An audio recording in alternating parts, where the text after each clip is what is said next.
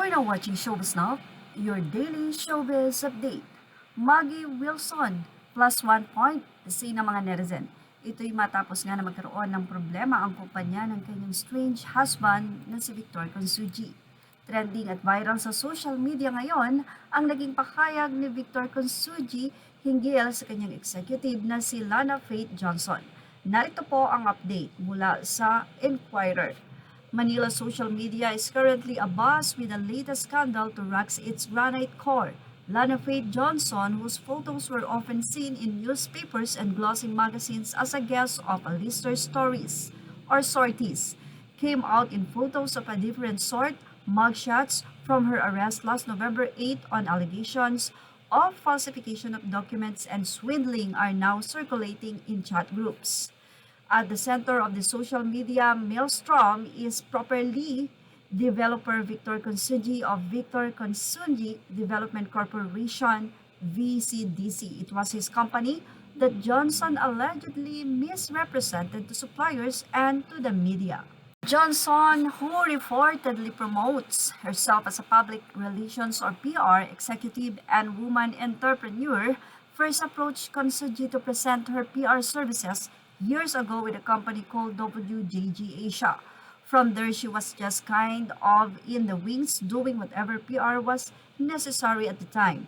For many years, it was minimal stuff like the occasional article. She would also bring over her friends to show them around the project and try to sell a unit in the hopes of getting a commission, Consunji said.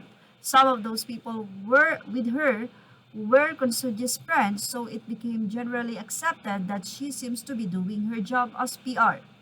Consunji added it was around late last year that Johnson was given more significant PR responsibilities for the company.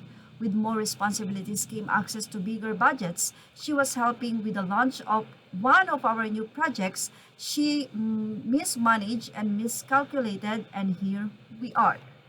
Snowball effect. Consunji said the catalyst of the situation was when he heard of a friend who advanced 200,000 pesos to Johnson and was allegedly never paid back.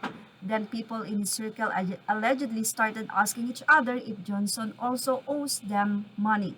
One of the people who claimed she also was not paid was a supplier who was supposedly commissioned to do the interiors of a VCDC project that consisted of a clubhouse and 4 very large model units along with other parts of the property. The supplier and I have known each other for a good part of 20 years, but the project underwent the normal process of a corporate setup where the project passes through an agency that coordinates with all the downline suppliers. In this specific case, Lana was in the agency position and she was one of the downline suppliers. Consunji explained. It was alarming because she was issued unfunded checks by Lana in relation to the VCDC project. These budgets have been dispensed earlier this year. It's literally been done, dusted, closed for a while. Consunji said the revelation triggered a comprehensive internal investigation. It started with us calling our suppliers directly and the publications we worked with. The story started coming out of things they were told or promised. It feels like a giant Ponzi scheme. She would get money that was earmarked for a project to pay off some supplier she owes and get money from a different client to pay off that person, he claimed. Another revelation he added was that Johnson's entire persona was purportedly completely fake. Consunji claimed that the company Johnson presented had closed down and was allegedly issuing fake receipts. Consunji called it a massive case of swindling, falsification of documents, and stealing money. It is insane, but what is more insane was how she managed to keep this up for a long time, especially as the people involved were relatively close to each other. What she would do is intentionally drive them away so that they would not talk to each other about these matters. She would make up some fake excuses like Victor's is stressed or so and so is having marital problems. She would also talk about other suppliers and say things like they didn't do a good job on their last project. These ridiculous excuses eventually just imploded.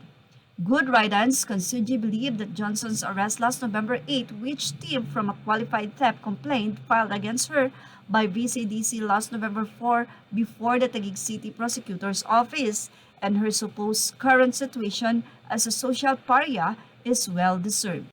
There are a lot of things I can tolerate. I am supportive of small business, and people who work with me can commit mistakes, and almost everything is forgivable. One thing that is absolutely not forgivable in any amount, in any capacity, is maliciousness. When it was validated that her actions were malicious, intentionally scheming money from suppliers and not paying them, and then trying to spew lies about herself and the people she works with, there was no other recourse but to take action. He then noted that the case is being handled by VCDC, and his involvement at this point is as a friend to those who were allegedly swindled.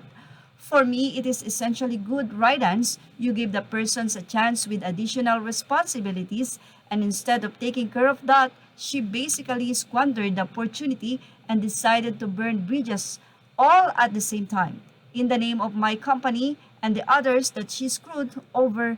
Good riddance. I know that this has been amplified through the megaphone of social media, but for us, it is run of the mail processing of this honest supplier.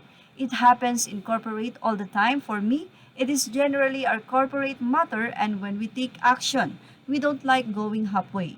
If we are going to correct the error she caused, then we are going to correct it for good. What I have to add is that although it is a corporate matter on a personal note, many of the people she scammed are my friends, and that part for me is incredibly personal, Consuji further said. Consuji said that aside from the qualified theft complaint that BCDC filed last November 4, his lawyers are also preparing 64 more qualified theft complaints against Johnson. Reports likewise claim that Johnson is facing criminal cases of falsification of documents and swindling. Johnson was reportedly collared by authorities in an entrapment operation. She is reportedly currently out on bail. Inquirer.net has been trying to reach out to Johnson's to get her side of the story, but has yet to receive a reply as of this posting. Mukhang maisasantabi nga ang awayan or sagutan sa social media nitong si Victor at nitong si Maggie. This time, mukhang nagbigay nga ng kanyang simpatya ang strange wife na si Maggie sa kanyang strange husband na si Victor. Well, ano ang masasay nyo rito? Ilagay na ang inyong opinion dito sa ating comment section.